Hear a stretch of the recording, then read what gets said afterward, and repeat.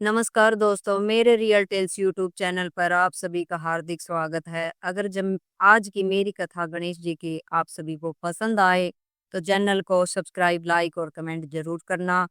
वो कहते हैं कि भगवान गणेश अपने भक्तों की जिंदगी में आई हुई हर विपदा को हमेशा के लिए दूर करते हैं और लंबे समय से रुके हुए शुभ कार्यों को संपन्न करते हैं।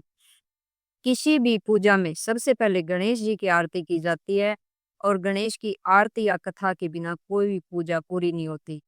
तो आज हम आपके लिए गणेश जी की कथा लेकर आए हैं जो हर एक पूजा में सुना जाता है।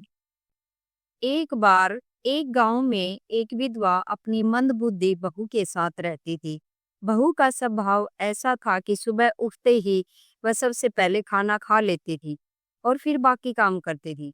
एक दिन विधवा ने घर में गणेश जी की पूजा का संकल्प लिया, लेकिन उसे चिंता थी कि बहू पूजा के लिए बनाए पकवान को जूठा न कर दे।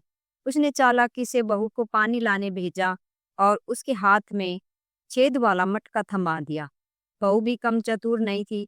उसने साड़ी में आटा छिपाकर ले लिया और कुएं के पास बाटियां बनाकर पास के शमशान की आग पर सेक ली। बाटियां सूखी थी तो वह सीधे गणेश मंदिर पहुंची। वहां उसने देखा कि गणेश जी की तोंद पर घी चढ़ाया गया है।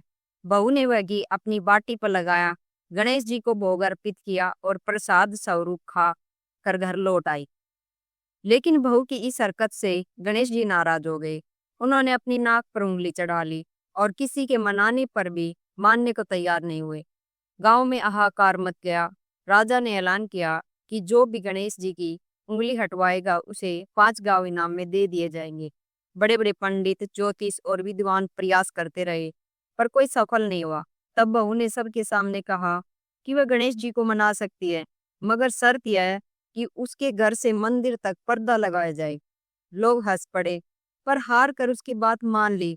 बहू ने अपनी पेटीकोट में मोगरी, जो ओखली वाली लकड़ी होती है, वो उसको छुपाया और मंदिर पहुंच गई। वहां उसने सीधे गणेश जी से कहा, हे गणराज, मैंने आपके तोंद से जरा सा घी क्या ले लिया, आपने अपनी नाक पर उंगली चढ़ा ली।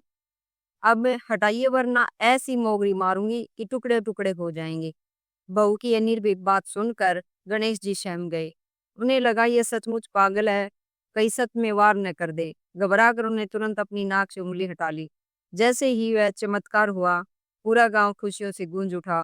बहू की जय जयकार होने लगी और राजा ने उसे 5 गांव इनाम में दे दिए।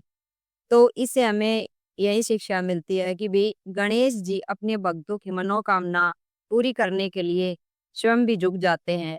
जैसे बहू ने सास और भक्ति से गणेश जी को मना लिया, वैसे ही मन से पूजा करने वाले हर भक्त की इच्छा भगवान गणपति अवश्य पूर्ण करते हैं।